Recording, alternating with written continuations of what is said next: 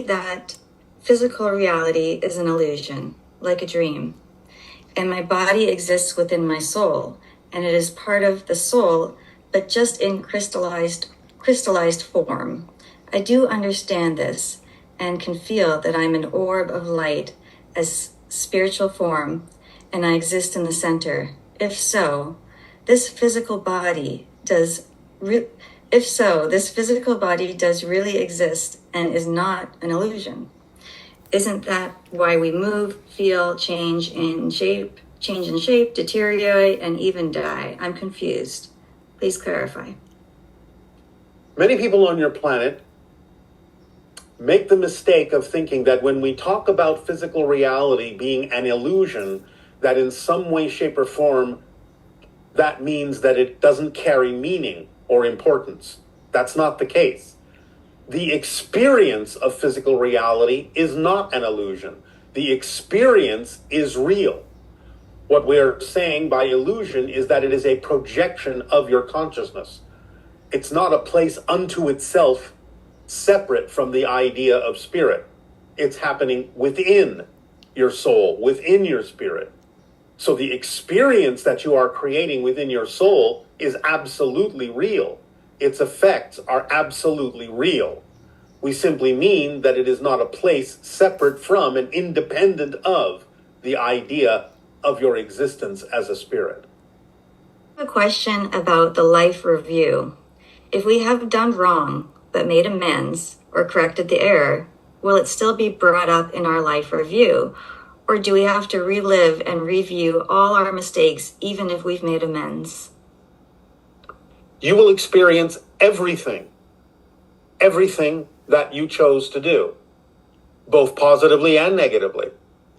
So the idea of experiencing something that was negative is counterbalanced, as you say, by making amends and doing something positive.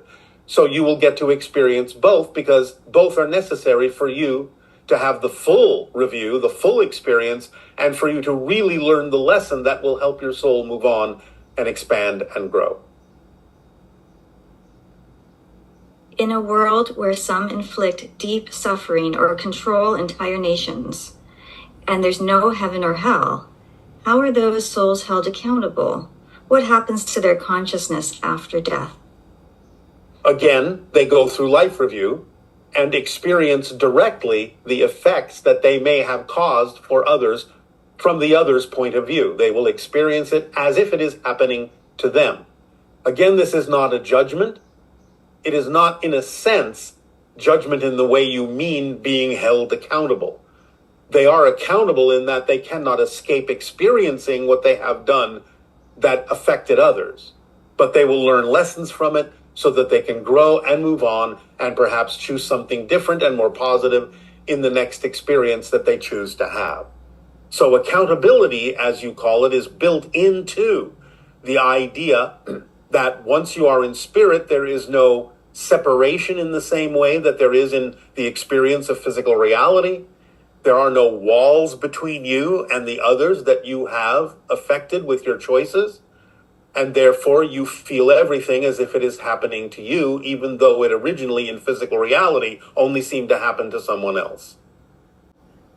I could imagine this would be extremely traumatic for some souls, like, for example, Hitler, who inflicted a lot of pain and suffering. The idea is that the soul be given an opportunity to heal, to rest, to be capable of absorbing the lessons in the life review. So there may be a kind of a timeout for a soul, but it is not experienced traumatically.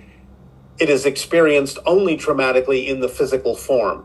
In the spirit form, the soul is allowed to balance out, to even out, to rest, to heal, and thus then given the life review so that they can learn the lessons in a way that will actually benefit them in moving forward. There is no trauma in spirit. Everything we see and imagine through our physical mind is an illusion. Our planets, like Earth and other planets, and the statistics we see with the physical eye, are those also an illusion and not real? They don't really exist? Again, Many humans mistake the idea of the word illusion, meaning that there is no meaning to it, no effect, no impact by it. They do exist, but they exist as experiences. And these are valid, and these experiences are real. Again, when we use your word illusion, we simply mean that it is a projection of consciousness. So what is real is what you extract from the experience of projecting the apparent physical reality illusion by your consciousness, but you are engaging in that physical reality projection with all of your senses, all of your consciousness in a variety of ways to create real experiences that allow your soul to expand and to grow. So please do not mistake the idea that when we say that physical reality is an illusion, that we mean that there is no value to it, no meaning to it, because the meaning is what you give to it, and the experience from that meaning you inject into it is absolutely real.